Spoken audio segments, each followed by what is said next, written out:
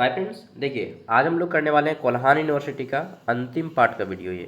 ठीक है, part three नहीं, ये पार्ट 4 होगा क्योंकि पहले ही एक वीडियो डाल चुके थे। तो हालांकि सीक्वेंस वाइज देखिएगा तो ये पार्ट 4 होगा, लेकिन नाम जो थंबनेल में दिए हैं उसके अकॉर्डिंग ये पार्ट 3 है। इसमें हम लोग करने वाले हैं यूनिट 4, और इसी वीडियो में 20-25 मिनट के बाद यूनिट 5 भी कवर करेंगे। ठीक है, तो 2 यूनिट करेंगे, यूनिट 4, 5। यूनिट 6 को हम लोगों ने ऑलरेडी कर चुका है। तो यूनिट 4 है हमारा भारतीय कला, Indian art, education and knowledge का कम्युनिकेशन। इसमें हम पढ़ेंगे गुरुकुल पाठशाला, ठीक, विश्वविद्यालय प्रणाली, जिसमें नालंदा विश्वविद्यालय, तक्षशिला विश्वविद्यालय, विक्रमशिला विश्वविद्यालय, वल्लभी और ओदंतपुरी विश्वविद्यालय के बारे में पढ़ेंगे। फिर भारतीय कला और वास्तुकला के बारे में पढ़ेंगे, जिसमें चित्रकला, मूर्तिकला, शास्त्रीय नृत्य, संगीत। ओके।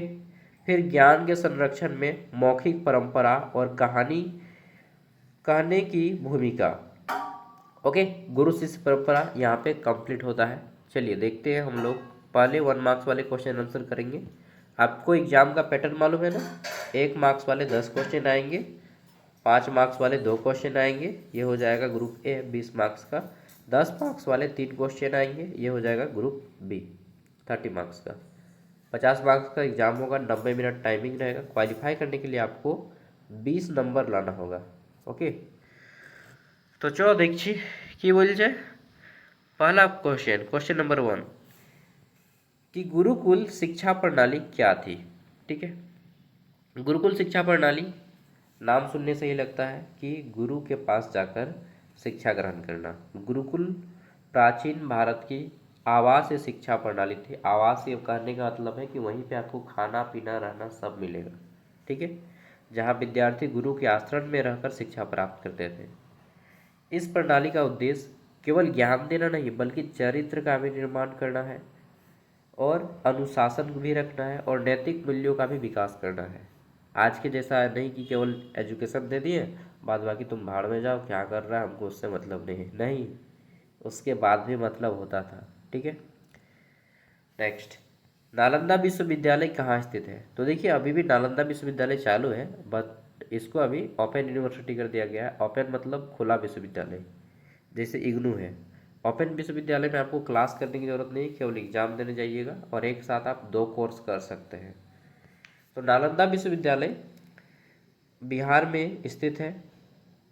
नालंदा में राजगीर के निकट वर्तमान नालंदा जिला में स्थित है। 5वीं शताब्दी ईस्वी में स्थापित किया गया था इसको। नालंदा विश्व का प्रथम आवासीय विश्वविद्यालय था, जहाँ पर रहने की सुविधा भी थी। और इसकी स्थापना किया थे कुमारगुप्त प्रथम ने। किसने? कुमारगुप्त प्रथम नाम का एक राजा था जिन्होंने इसको बनाया था।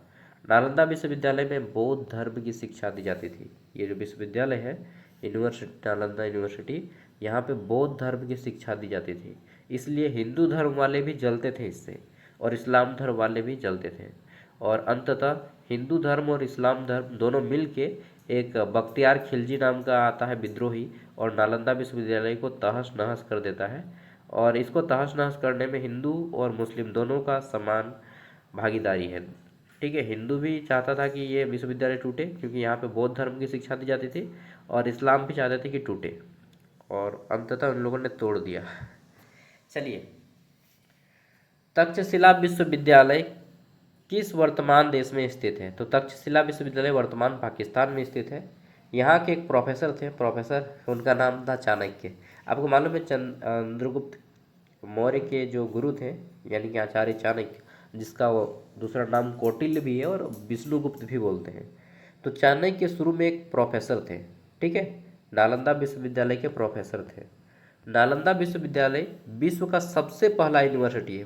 पूरे यूनिवर्सिटी का, सॉरी, पूरे वर्ल्ड का पहला विश्वविद्यालय है नालंदा, सॉरी, तक्षशिला विश्वविद्यालय। जब ईस्वी शुरू नहीं हुआ था उससे पहले, समझ रहे हैं, जब गुप्त साम्राज्य चल रहा था, सॉरी मौर्य साम्राज्य, चंद्रगुप्त मौर्य, उस समय तक्षशिला विश्वविद्यालय था। और ये तक्षशिला विश्वविद्यालय वर्तमान पाकिस्तान के एरिया में आता है। खंडहर हो गया है पूरा। अभी सोचिए, जब विश्व में कहीं पे यूनिवर्सिटी नहीं था, वहाँ पे यूनिवर्सिटी था पाकिस्तान में। और अभी पाकिस्तान की स्थिति कैसा है देख रहे हैं ना। तो ज्ञान पे घमंड नहीं करना चाहिए। पाकिस्तान वालों ने ज्ञान पे घमंड किया, तहस नहस हो गया सब। चलिए, बचा नहीं पाए वो लोग संस्कृति को, क्योंकि पहले वो भारत था, 1947 के बाद पाकिस्तान बना। ठीक है। तक्षशिला लगभग 6ठी शताब्दी ईसवी शुरू होने से पहले ईसवी पूर्व का प्रसिद्ध विश्वविद्यालय था, जहाँ कौटिल्य और पाणिनि जैसे विद्वान ने अध्यापन या मतलब पढ़ाए भी और पढ़े भी। पाणिनि जो संस्कृत व्याकरण के पितामह कहे जाते हैं, संस्कृत व्याकरण के जन्म, ठीक है, और कौटिल्य दोनों यहाँ पे पढ़े हैं, प्रोफेसर रहे हैं। नेक्स्ट, विक्रमशिला विश्वविद्यालय की स्थापना किसने की? विक्रमशिला विश्वविद्यालय, इसकी स्थापना धर्मपाल ने किया है। पाल वंश के राजा धर्मपाल ने किया है। ये भी बिहार में स्थित था। यहाँ पर भी बौद्ध धर्म की शिक्षा दी जाती थी। ठीक है। विक्रमशिला विश्वविद्यालय बौद्ध शिक्षा का प्रमुख केंद्र था। नालंदा और विक्रमशिला दोनों में बौद्ध धर्म की शिक्षा दी जाती थी। नेक्स्ट, अगला आता है वल्लभी विश्वविद्यालय। वल्लभी यूनिवर्सिटी कहाँ पे स्थित है? तो ये गुजरात में। ठीक है, सरदार वल्लभ भाई पटेल, इससे याद कर लीजिएगा। ओके, गुजरात। तो वल्लभी विश्वविद्यालय गुजरात में स्थित है, और वल्लभी विश्वविद्यालय ये प्रशासन, राजनीति, बौद्ध अध्ययन के लिए प्रसिद्ध था। ठीक है, यहाँ पे केवल बौद्ध धर्म नहीं बल्कि उसके साथ अलग अलग विषयों की शिक्षा भी दी जाती थी। नेक्स्ट, अवंतपुरी विश्वविद्यालय कहाँ स्थित है? तो ये बिहार में 3 गो यूनिवर्सिटी। समझिए, जहाँ जहाँ पे बहुत ज़्यादा विश्वविद्यालय थे, आज वही राज्य एकदम पढ़ाई में पीछे है। बिहार पढ़ाई में सबसे पीछे, लेकिन वहाँ पे प्राचीन काल में 3 गो यूनिवर्सिटी था। ठीक, नालंदा विश्वविद्यालय, विक्रमशिला विश्वविद्यालय, अवंतपुरी विश्वविद्यालय, तीनों यूनिवर्सिटी प्राचीन काल में, प्राचीन भारत में, लेकिन अभी पढ़ाई में एकदम धुंधा। ठीक है, तो बोलेंगे कि यार इन लोग ज्ञान को ना वैल्यू नहीं दिया, इसलिए ज्ञान को कभी भी इग्नोर मत कीजिएगा। ठीक है, और उसको वैल्यू नहीं, ऐसा नहीं कि मैं ज्ञानी हूँ, अरे मुझसे कौन आगे बढ़ेगा, तो ऐसा घमंड कीजिएगा ना तो बिहार और पाकिस्तान जैसा हालत हो जाएगा। ठीक है, 3 गो यूनिवर्सिटी फिर भी ससुर धन। चलिए, तो अवंतपुरी विश्वविद्यालय कहाँ पे स्थित है? बिहार में। तो यह पाल वंश द्वारा स्थापित प्रमुख बौद्ध शिक्षा केंद्रों में से एक था।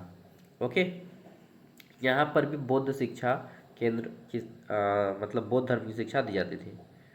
भारतीय चित्रकला का प्रसिद्ध प्राचीन उदाहरण कौन सा है? तो एक चीज़ और मैं बता देता हूँ। देखिए, ये तो हो गया प्राचीन काल का। वर्तमान में पूछेगा कि भारत के सबसे पहले किस यूनिवर्सिटी की स्थापना की गई भारत में? तो अंग्रेज जो आए ना यहाँ पे भारत में, तो 1857 में हमारे यहाँ पे क्रांति हुआ था, मंगल पांडे वाला सैनिक विद्रोह, याद है आपको? तो सैनिक विद्रोह होने के वर्ष 1857 में 3 यूनिवर्सिटी की स्थापना की जाती है पूरे भारत में। आधुनिक भारत में 3 यूनिवर्सिटी अंग्रेजों के द्वारा सबसे पहले स्थापित की गई। यूनिवर्सिटी ऑफ मद्रास जिसको अभी हम लोग चेन्नई बोलते हैं, यूनिवर्सिटी ऑफ कैलकाटा, अभी हम लोग मतलब पहले कोलकाता बोला जाता था, अभी कलकत्ता बोलते हैं, तो कलकत्ता यूनिवर्सिटी, मद्रास यूनिवर्सिटी और यूनिवर्सिटी ऑफ बॉम्बे विश्वविद्यालय। ये 3 यूनिवर्सिटी की स्थापना 1857 में की गई थी अंग्रेजों के द्वारा। ठीक है, तो ये भी पूछ लिया जाता है कई बार कि वर्तमान भारत में अंग्रेजों के द्वारा कौन से यूनिवर्सिटी की स्थापना पहले की गई थी। उसके बाद फिर आया था पंजाब यूनिवर्सिटी, इलाहाबाद यूनिवर्सिटी, और एक यूनिवर्सिटी है अलीगढ़ मुस्लिम यूनिवर्सिटी ALU, उसकी स्थापना सर सैयद अहमद खान ने किया था। और एक यूनिवर्सिटी है BHU बनारस हिंदू यूनिवर्सिटी, उसकी स्थापना मदन मोहन मालदीव ने की थी। बीच बीच में मैं आपको एक्स्ट्रा नॉलेज देता रहूँगा। ठीक है, चलिए, तो अगर आप में से कोई कंपटीशन का तैयारी कर रहे हैं तो आपको अच्छा खासा इससे नॉलेज मिलेगा। ठीक है, मुझसे भी और इस पेपर से भी, क्योंकि बीच बीच में मैं कंपटीशन की चीज़ें देता रहूँगा। आगे देख लेते हैं, भारतीय चित्रकला का प्रसिद्ध प्राचीन उदाहरण कौन सा है? तो अजंता की गुफाएं चित्रकला की प्रसिद्ध है। और अजंता और एलोरा की गुफाएं, अजंता की गुफाएं हो या एलोरा की गुफाएं हो, ये महाराष्ट्र के औरंगाबाद जिला में स्थित है।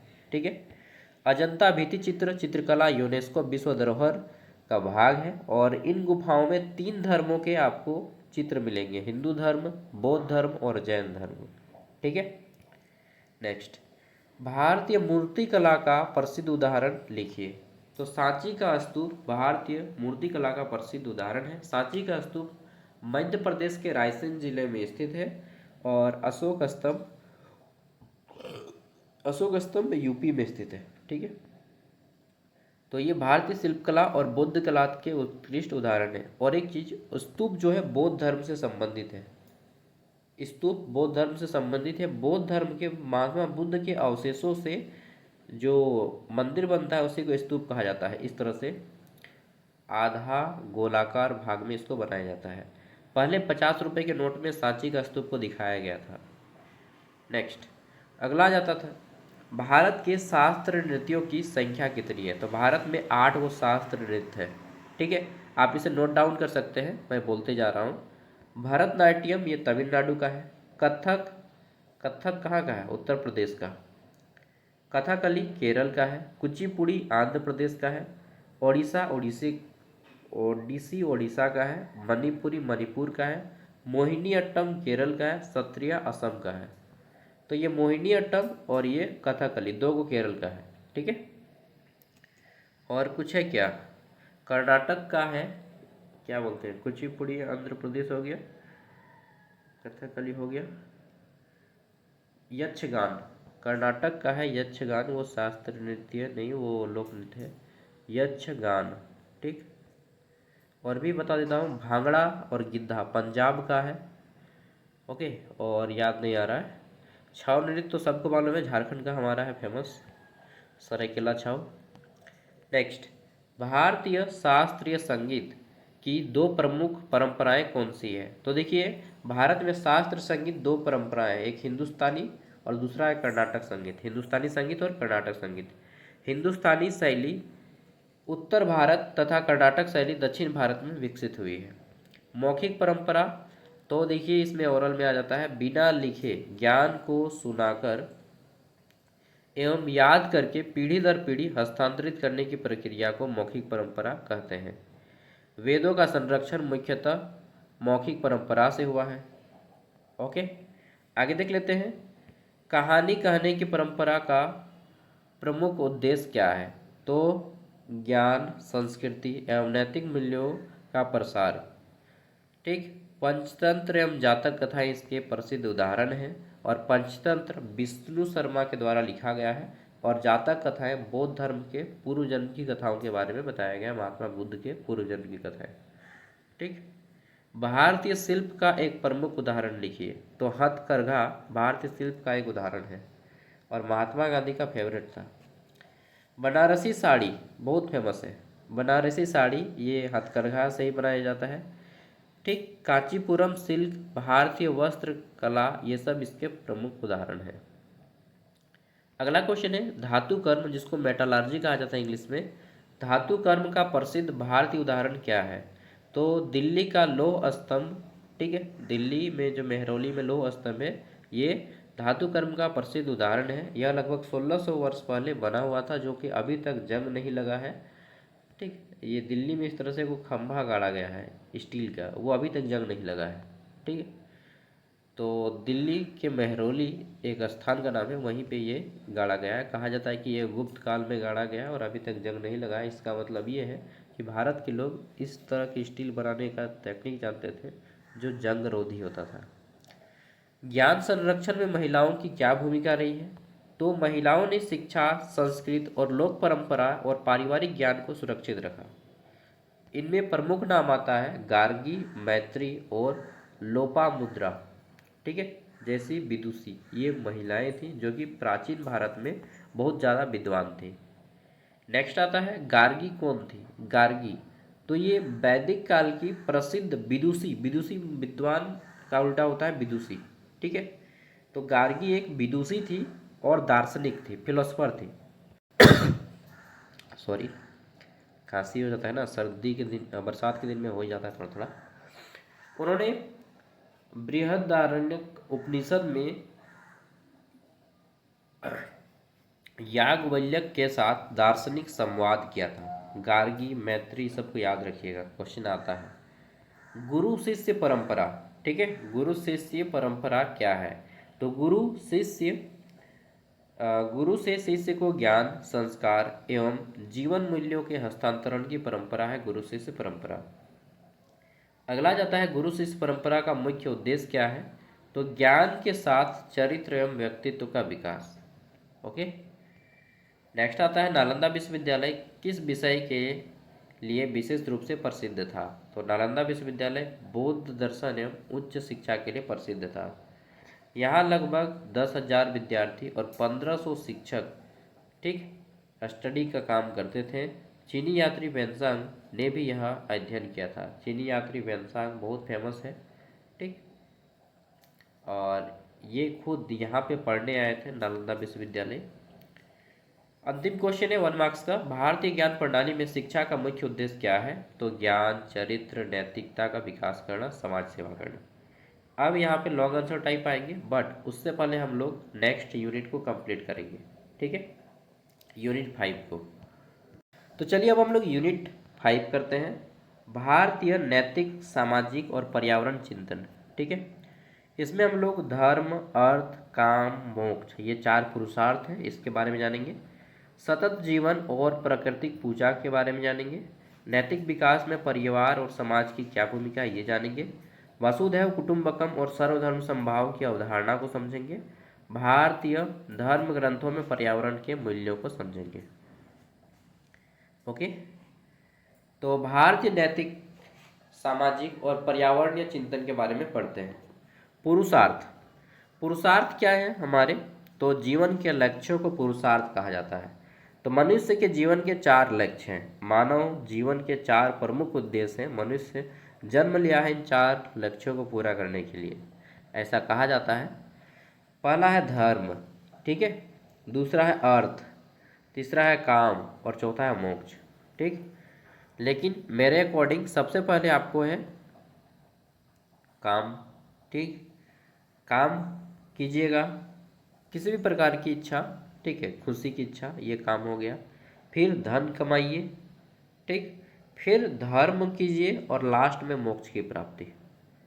ठीक है, तो सीक्वेंस जो भी है, धर्म, अर्थ, काम और मोक्ष, ये 4 पुरुषार्थ कहे जाते हैं मानव जीवन के। मनुष्य अपना संपूर्ण जीवन इन्हीं 4 उद्देश्यों के पीछे भागते रहता है। या तो वो धर्म करेगा, या फिर वो पैसा कमाएगा, या फिर कोई काम करेगा, या फिर मोक्ष। यही चारों में मनुष्य का जीवन बीत जाता है। ठीक, 4 पुरुषार्थ कौन कौन से हैं, धर्म, अर्थ, काम और मोक्ष। ओके, धर्म का अर्थ क्या है। धर्म का अर्थ है कर्तव्य, नैतिकता और सदाचार। ठीक है, धर्म व्यक्ति को सत्य, न्याय, समाज के प्रति उत्तरदायित्व, अपने उत्तरदायित्व क्या है ये निभाना कैसे चाहिए, ये व्यक्ति को सिखाता है धर्म। ठीक है, और प्रत्येक व्यक्ति का अपना अपना धर्म होता है। धर्म व्यक्तिगत होता है, आप किस धर्म को मानिएगा ये आप पे डिपेंड करता है। मोक्ष का अर्थ क्या है, तो मोक्ष का अर्थ है जन्म और मरण के चक्र से मुक्ति पाना। ठीक है, जन्म और मरण के चक्र से मुक्ति पाना। भारतीय दर्शन में मोक्ष को मानव जीवन का सर्वोच्च लक्ष्य, सबसे ऊंचा लक्ष्य बताया गया है। देखिए, अक्सर कहा जाता है कि जब कोई मनुष्य मरता है तो दूसरे जन्म में जन्म लेता है। कहा जाता है हिंदू धर्म में, सॉरी सनातन धर्म में, कि जब कोई व्यक्ति मृत्यु को प्राप्त होता है तो फिर वह किसी न किसी जन्म में लेता है। लेकिन जब मनुष्य पाप ज़्यादा करता है तो उसको कहा जाता है कि नर्क में भेजा जाता है, तो उसके बाद दूसरे जन्म में। यदि व्यक्ति पुण्य ज़्यादा करता है तो उसको स्वर्ग में भेजा जाता है, उसके बाद दूसरे जन्म में। लेकिन एक ऐसा तरीका है जिससे आप मरेंगे तो ना स्वर्ग जाएंगे ना नर्क जाएंगे, सीधा जो है कहाँ जाएंगे, मोक्ष। मोक्ष क्या है भैया, देखिए मैं जितना जानता हूँ, जितना पढ़ा हूँ, ठीक है, गीता वगैरह से, और देखा हूँ, सुना हूँ कि मनुष्य के अंदर क्या होता है, आत्मा। क्या होता है, आत्मा। ठीक, और ईश्वर को हम लोग क्या बोलते हैं, परमात्मा। मनुष्य के अंदर है आत्मा और ईश्वर है हमारा परमात्मा। परमात्मा बड़ा है, ठीक, और आत्मा जो है इसका एक भाग है परमात्मा का। ठीक, आत्मा केवल एक भाग है, एक अंश है। तो जब मनुष्य की मृत्यु होती है तो ये जो आत्मा है परमात्मा से जाके मिल जाता है। ठीक, जिससे आया था उसी से जाके मिल गया, तो इसी को बोलते हैं मोक्ष की प्राप्ति। अब ना आपका जन्म होगा ना आपका मृत्यु होगा। लेकिन ये सब कहने की बातें हैं, जन्म मृत्यु किसने देखा है, ठीक है, देखा कोई आत्मा को मोक्ष प्राप्त हुआ ना, क्या प्राप्त हुआ। हाँ, लेकिन मैं यही कहूँगा जब भी करें अपने अच्छे कर्म करें, मोक्ष मिले या ना मिले। ठीक, खैर वसुधैव कुटुंबकम का क्या अर्थ है? अगला क्वेश्चन, वसुधैव कुटुंबकम, इसका अर्थ है कि संपूर्ण विश्व एक परिवार है। प्राचीन भारत से ही यही अर्थ को लिया जा रहा है कि संपूर्ण विश्व एक परिवार है। यह विचार महाउपनिषद से लिया गया है, जो विश्व बंधुत्व, ठीक है, वर्ल्ड फैमिली की ओर इशारा करता है। सर्वधर्म समभाव का क्या अर्थ है? ठीक है, सभी धर्म के प्रति समान भावना रखना, यही सर्वधर्म समभाव का अर्थ है। ठीक, यह भारतीय संस्कृति की धार्मिक सहिष्णुता और सद्भावना का प्रतीक है कि भाई किसी भी धर्म के हो, सभी धर्मों का सम्मान हो। नेक्स्ट है, भारतीय संस्कृति में प्रकृति पूजा का क्या महत्व है? तो प्रकृति की पूजा, प्रकृति को जीवनदाता या पूजनीय माना गया है। ठीक, नदी, पर्वत, वृक्ष, सूर्य की पूजा पर्यावरण संरक्षण की भावना दर्शाती है। सतत जीवन क्या है?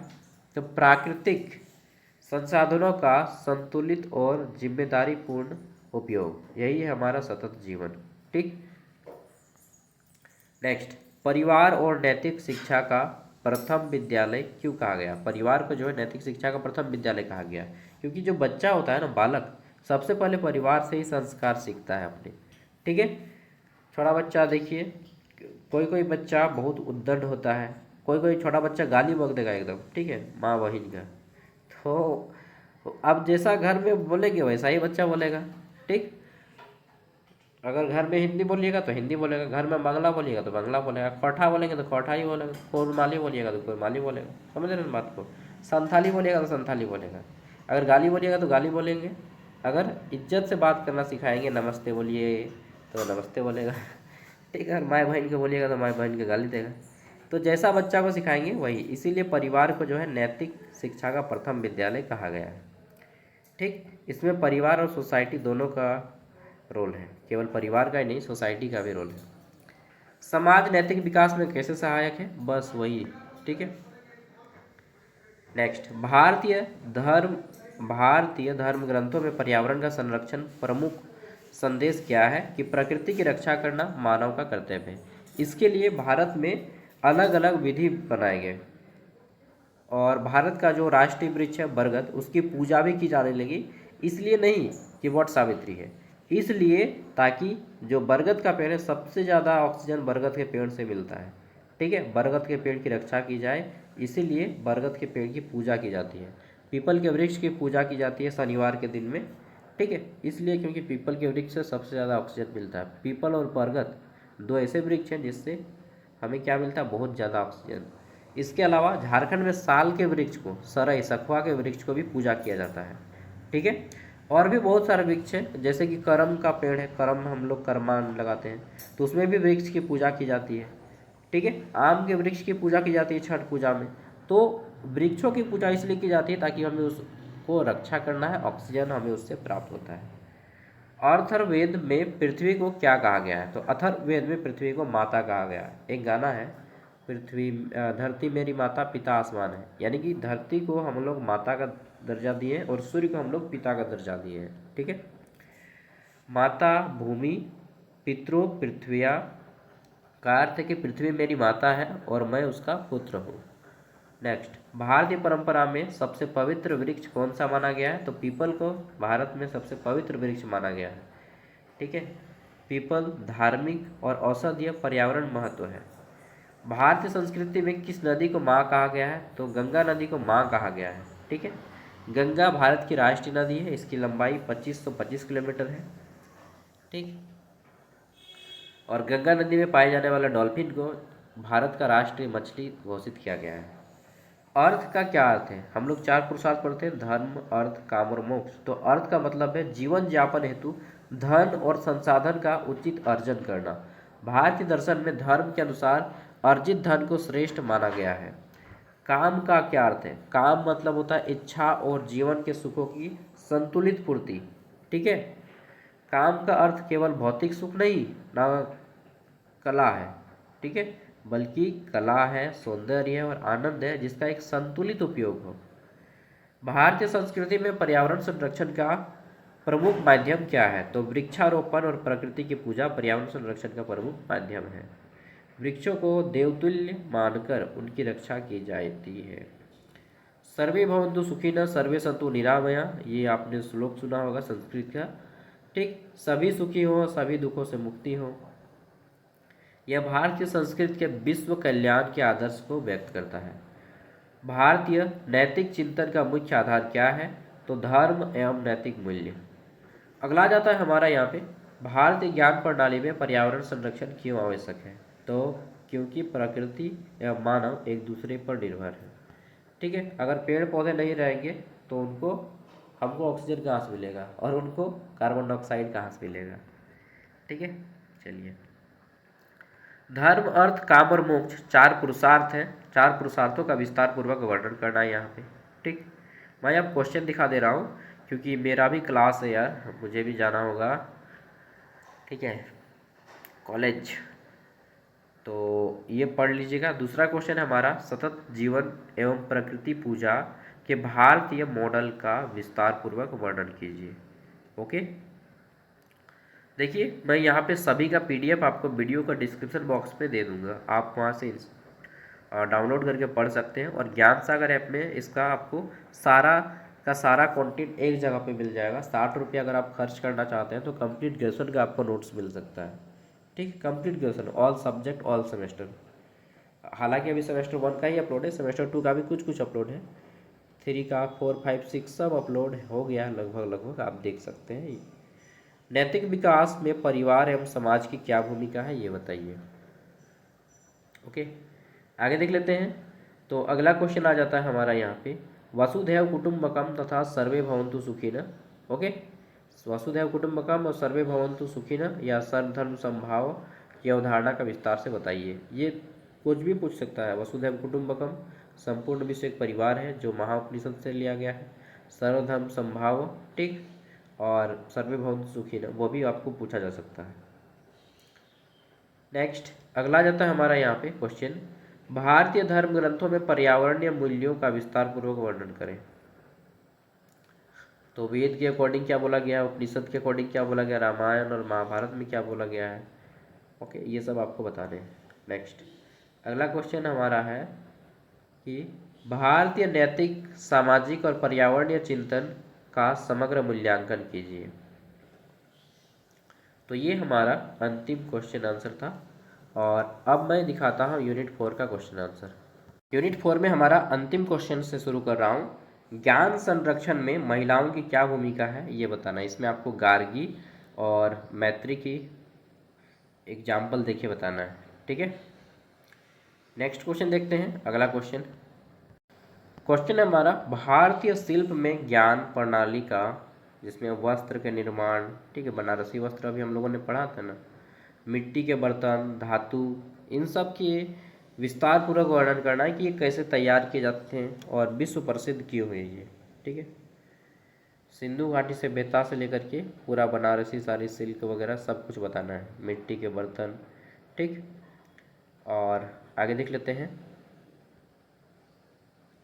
अगला क्वेश्चन आ जाता है हमारा यहाँ पे, ज्ञान के संरक्षण में मौखिक परंपरा तथा कहानी की परंपरा की भूमिका का विस्तार पूर्वक वर्णन कीजिए। यार थक गए हैं बोल बोल के। चलिए, भारतीय कला एवं वास्तुकला का, चित्रकला, इन सब के बारे में विस्तार से बताना है। और ये पहला क्वेश्चन है यूनिट 4 का। एक मिनट, गुरुकुल शिक्षा प्रणाली तथा प्राचीन भारतीय विश्वविद्यालय, जिसमें नालंदा, तक्षशिला, विक्रमशिला, वल्लभी और अवंतपुरी के बारे में विस्तार से बताइए। पूरा का पूरा पीडीएफ आप पढ़ लीजिए अच्छे से। हालांकि मैंने 1 मार्क्स के माध्यम से आपको समझाने का प्रयास किया है। ठीक है, और वीडियो फर्स्ट टाइम देख रहे हैं लाइक कर दीजिएगा। अगर आपका कोई दोस्त जो आपके साथ एग्जाम देने वाला है शेयर कर दीजिएगा। देखिए मैं सब कुछ फ्री में भी दे रहा हूँ। ठीक है, तो 60 रुपये अगर आप खर्च करना चाहते हैं तो पूरा का पूरा ऐप ही फ्री कर दे रहा हूँ, ज्ञान सागर ऐप। हालांकि अगर आपको नहीं खर्च करना है तो वह भी सही भाई, फ्री में पीडीएफ ले सकते हैं आप। ठीक है, लिंक वीडियो का डिस्क्रिप्शन में।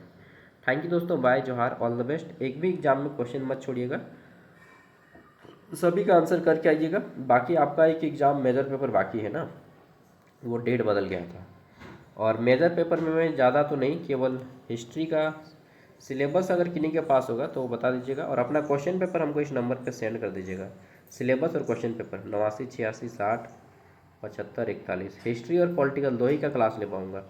तो अगर आप में से किसी का है और सिलेबस है उनके पास तो सेंड कर दीजिएगा। ओके, थैंक यू, बाय, जोहार।